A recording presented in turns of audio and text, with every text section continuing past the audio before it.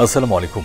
সংবাদে আপনাদের সবাইকে স্বাগত জানাচ্ছি। আমি ফিরোজ তোহা। শুরুতেই সংবাদ শিরোনাম। বাংলাদেশের সর্বশেষ গুরুত্বপূর্ণ আপডেট সংবাদে আপনাকে স্বাগত। শুরুতেই সংবাদ শিরোনাম, এরপর বিস্তারিত।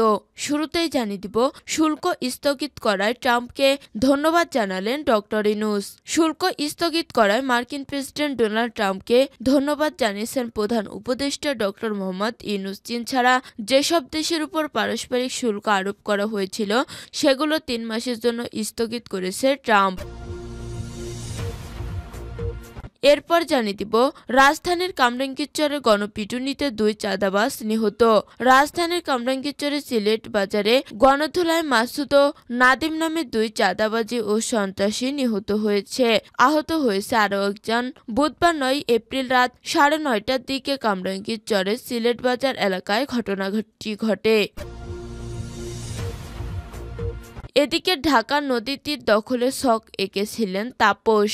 শেখ পরিবারের অন্যতম সদস্য ঢাকা দক্ষিণ সিটি কর্পোরেশনের ডিএসসিসি সাবেক মেয়র শেখ ফজলে নূর তাপস অবৈধভাবে বাংলাদেশে অভ্যন্তরীণ নৌ পরিবহন কর্তৃপক্ষের বিআইডব্লিউটিউ আওতাধীন ঢাকার নদী তীর ও ঘাট দখলে নেন। এরপর জানিয়ে দিব, সাবেক আইজিপি শহীদুল হক সহ 3 জনকে জিজ্ঞাসাবাদের নির্দেশ ট্রাইব্যুনালে।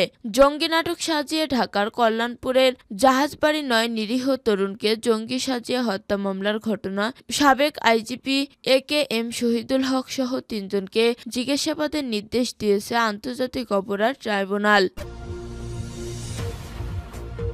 এদিকে সাক্ষাৎকার ডক্টর মাহাদি আমিন সংস্কারের প্রধান প্রস্তাবক ও ধারক বিএনপি।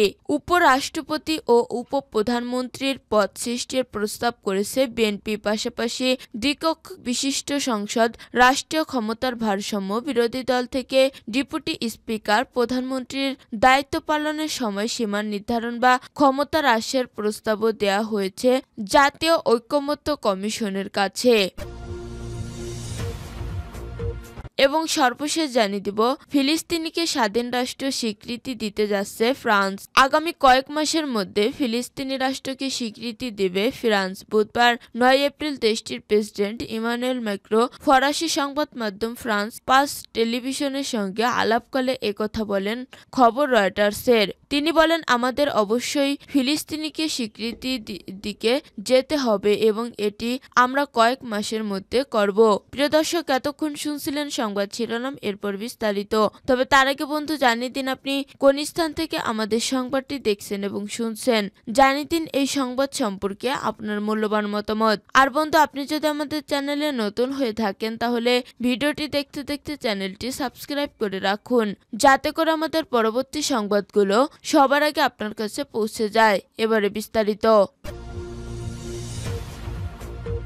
শুল্ক স্থগিত করায় ট্রাম্পকে ধন্যবাদ জানালেন ডক্টর ইউনূস। শুল্ক স্থগিত করায় মার্কিন প্রেসিডেন্ট ডোনাল্ড ট্রাম্পকে ধন্যবাদ জানিয়েছেন প্রধান উপদেষ্টা ডক্টর মোহাম্মদ ইউনূস। চীন ছাড়া যেসব দেশের উপর পারস্পরিক শুল্ক আরোপ করা হয়েছিল সেগুলো 3 মাসের জন্য স্থগিত করেছে ট্রাম্প। বুধবার রাতে প্রধান উপদেষ্টার ভেরিফাইড ফেসবুক পেজে এই ধন্যবাদ জানানো হয়। স্ট্যাটাসে বলা হয়, আমাদের অনুরোধে 90 দিনের জন্য নতুন শুল্ক স্থগিত করার সিদ্ধান্তে সম্মতি জানানোর জন্য আপনাকে ধন্যবাদ মিস্টার প্রেসিডেন্ট। আমরা আপনার বাণিজ্য নীতি বাস্তবায়নের লক্ষ্যে প্রশাসনের সঙ্গে সহযোগিতা অব্যাহত রাখবে।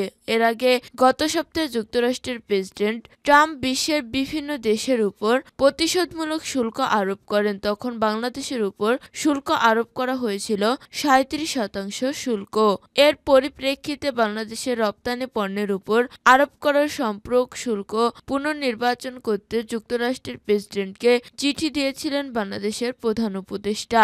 ওই চিঠিতে যুক্তরাষ্ট্রের সঙ্গে বাংলাদেশের বাণিজ্য ঘাটতি কমিয়ে আনতে পদক্ষেপ নেওয়ার কথা তুলে ধরে শুল্ক আরোপের সিদ্ধান্ত 3 মাসের স্থগিতের অনুরোধ করা হয়েছিল।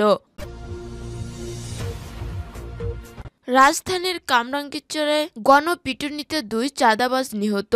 রাজধানীর কামরাঙ্গীরচরের সিলেট বাজারের গণধোলায় মাসুদ ও নাদিম নামে 2 চাঁদাবাজ ও সন্ত্রাসী নিহত হয়েছেন। আহত হয়েছেন একজন। বুধবার 9 এপ্রিল রাত 9:30টার দিকে কামরাঙ্গীরচর সিলেটে বাজার এলাকায় এ ঘটনা ঘটে। এ সময় সন্ত্রাসীদের ছুরির আঘাতে 2 জন আহত হয়। আহতরা হলেন রিকশা চালক নূর মোহাম্মদ 30 ও চা বিক্রেতা মনির হোসেন 35। গণধোলায় নিহতরা হলেন নাদিম 35 ও মাসুদ 30, আহত সোহাগ 28। ঢাকা মেডিকেলে আহত মনির হোসেন জানান, তারা চিলেট্টি বাজারে বাবুলের বাড়িতে ভাড়া থাকেন। তার 3টি রিকশা রয়েছে, তবে সে নিজেও রিকশা চালায়। গত 8 মার্চ মাসুদের নেতৃত্বে চাঁদাবাজরা চা দোকানের নূর মোহাম্মদের কাছে 1 লাখ টাকা দাবি করে, কিন্তু চাঁদা না দেওয়ায় সেদিন নূর মোহাম্মদকে ছুরির আঘাতে আহত হন। এ সময় তার স্ত্রী বাধা দিতে এলে তাকেও ছুরির আঘাতে আহত করে সন্ত্রাসীরা। ওই ঘটনায় নূর মোহাম্মদ কামরাঙ্গীরচর থানায় মামলা করেন। এর জের ধরে রাতে আবার হামলা করেন, এতে তারা 2 জন আহত হয়। পরে তাদেরকে মেডিকেল কলেজ হাসপাতালে ভর্তি করা হয়েছে।